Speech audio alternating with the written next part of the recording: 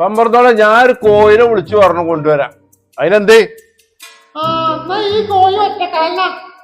എന്താ കോയി വികലാങ്കന കോയിനെ എടുത്താ അവിടെ എന്തേ ഒരു കാല് കാണാനല്ല. ശരി നോക്കാം. കായും വാങ്ങിട്ട്